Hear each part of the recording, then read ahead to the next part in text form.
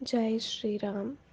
ನಾವು ಈ ದಿನ ಆಧ್ಯಾತ್ಮಿಕ ವಿಚಾರದಲ್ಲಿ ಕಲಶದೊಳಗೆ ದರ್ಬೆ ಹಾಕುವುದು, ಮಾವಿನ ಎಲೆ ಇಡುವುದು ಹಾಗೂ ಕಲಶದ ಮೇಲೆ ತೆಂಗಿನಕಾಯಿ ಇಡುವ ಸಂಪ್ರದಾಯ ಏತಕ್ಕೆ ಎಂಬುದನ್ನು ತಿಳಿದುಕೊಳ್ಳೋಣ. ಮೊದಲಿಗೆ ಕಲಶದೊಳಗೆ ದರ್ಬೆ ಹಾಕುವ ಸಂಪ್ರದಾಯ.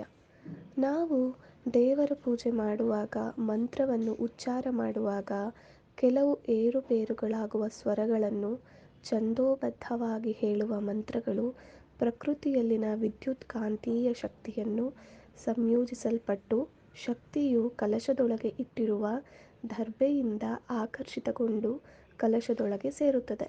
ಇದನ್ನೇ ಹಿಂದಿನ ಕಾಲದವರು ದೈವ ಸಾನ್ನಿಧ್ಯವೆನ್ನುತ್ತಿದ್ದರು ಎಂದು ಕಾಣುತ್ತದೆ.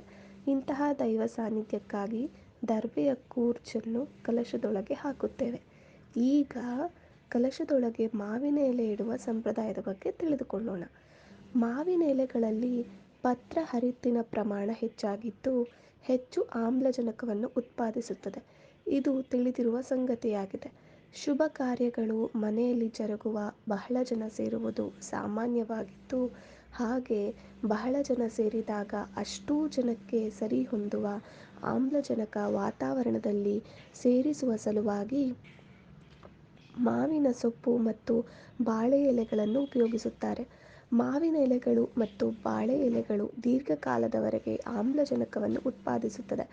ಅಲ್ಲದೆ ಮಾವಿನ ಎಲೆಗಳಲ್ಲಿ ಔಷಧೀಯ ಗುಣಗಳು ಹೇರಳವಾಗಿದ್ದು ಚರ್ಮ ರೋಗಗಳಿಗೆ ರಾಮಬಾಣವಾಗಿದೆ. ಈಗ ಕಲಶದ ಮೇಲೆ ತೆಂಗಿನಕಾಯಿ ಇಡುವ ಸಂಪ್ರದಾಯ ಹೇಗೆ ಬಂತು ಅಂತ ನೋಡೋಣ. ಪರಮಾತ್ಮನು ಜ್ಯೋತಿ ಸ್ವರೂಪನಾಗಿದ್ದಾನೆ. ಜ್ಯೋತಿ ಸ್ವರೂಪನಾದ ಭಗವಂತನನ್ನು ಕಲಶದಲ್ಲಿ ಆವಾಹನೆ ಮಾಡುತ್ತೇವೆ. ಕಲಶವು ಜ್ಯೋತಿ ಸ್ವರೂಪದಂತೆ ಕಾಣುತ್ತದೆ. ತೆಂಗಿನ ಬಗ್ಗೆ ಹೇಳಬೇಕಾದದ್ದು ಏನೂ ಇಲ್ಲ. ತೆಂಗಿನ ಮರದ ಯಾವುದೇ ಭಾಗವು ಕೆಲಸಕ್ಕೆ ಬಾರದೇ ಇಲ್ಲ. ತೆಂಗು ಯಾವುದೇ ಪ್ರಾಣಿ ಪಕ್ಷಿಗಳ ಎಂಜಲಿನಿಂದ ಬೆಳೆದಿರುವುದಿಲ್ಲ. ಆದ್ದರಿಂದಲೇ ಅದಕ್ಕೂ ದೈವ ಸ್ಥಾನವನ್ನು ಕೊಟ್ಟು ಕಲ್ಪವೃಕ್ಷ ಎಂದಿದ್ದೇವೆ. ಅಂತಹ ಪವಿತ್ರವಾದ ಮರದಲ್ಲಿ ಹುಟ್ಟಿದ ತೆಂಗಿನಕಾಯಿಯನ್ನು ಪರಮಾತ್ಮನಿಗೆ ಅರ್ಪಣೆ ಮಾಡುವುದರಿಂದ ಧನ್ಯತೆಯನ್ನು ಪಡೆಯುವುದರ ಉದ್ದೇಶವನ್ನಿಟ್ಟುಕೊಂಡು ತೆಂಗಿನಕಾಯಿಯನ್ನು ಪೂಜೆಯಲ್ಲಿ ಬಳಸುತ್ತೇವೆ. ಹರೇ ಶ್ರೀನಿವಾಸ.